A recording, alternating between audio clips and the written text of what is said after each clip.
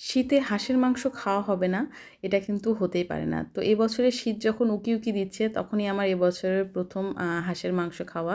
তো আজকে হাঁসের মাংসটা কিভাবে আমি রান্না করছি সেটাই তোমাদের সাথে শেয়ার করব। তো হচ্ছে আজকে হাঁসের মাংসটা রান্না করার জন্য হচ্ছে ১ম এ আমি একটু সরিষার তেল আর সামান্য পরিমাণে একটু সয়াবিন তেল মিক্স করে দিয়ে দিলাম।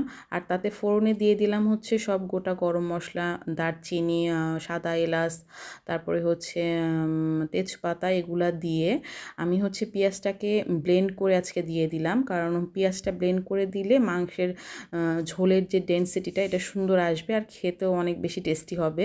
তো পেঁয়াজ বাটাটা দিয়ে একে একে আমি আদা, রসুন, জিরা বাটা সব দিয়ে দিলাম, দিয়ে সুন্দর করে মশলাটা কষায় নিয়ে তারপরে হচ্ছে একে একে যত গুঁড়া মশলা আছে সেগুলো হচ্ছে দিয়ে দিচ্ছি।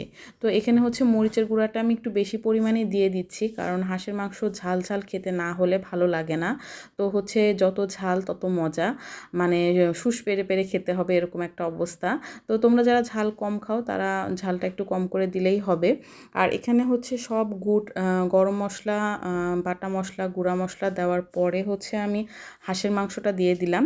হাঁসের মাংসটাকে এবার সুন্দর করে হচ্ছে কষাবো রসুন দিয়ে, আর হচ্ছে কাঁচামরিচ দিয়ে দিলাম, রসুন দিলাম গোটা আর কাঁচামরিচও দিয়ে দিলাম।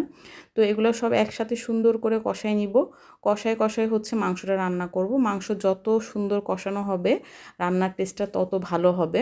তো সামান্য পরিমাণ পানি দিয়ে এখানে হচ্ছে আমি মাংসটা কষায় নিব। প্রথমে হচ্ছে মানে মশলার ভিতরে ভালোভাবে মাংসটাকে নেড়ে চেড়ে মশলাটা মাংসের গায়ে ভালোভাবে লাগায় দেন হচ্ছে সুন্দর করে যখন তেলটা ছেড়ে দিবে তখন হচ্ছে পানি দিব। দেখো এখানে আমি সামান্য একটু পানি দিয়েই কিন্তু মাংসটা হচ্ছে কষাতে দিছিলাম, যাতে হচ্ছে পানিটা দেওয়ার কারণ হচ্ছে যাতে মাংসের যে পানিটা সেটা বের হয়ে যায় আর মশলাটা না ধরে আসে।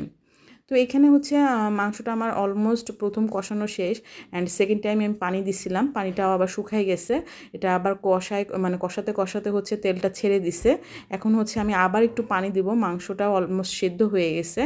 আর দেখো এটা হচ্ছে মাংসের একদম ফাইনাল যে ঝোলটা বা ফাইনাল যে অবস্থাটা, এখন হচ্ছে মাংসটা একদম রেডি হয়ে গেছে। এটা হচ্ছে আমি এখন সার্ভ করে নিব। আর এই হচ্ছে আমার মাংসের একদম ফাইনাল লুক। দেখতে যতটা লোভনীয় হয়েছিল খেতেও কিন্তু ঠিক ততটাই মজাদার ছিল।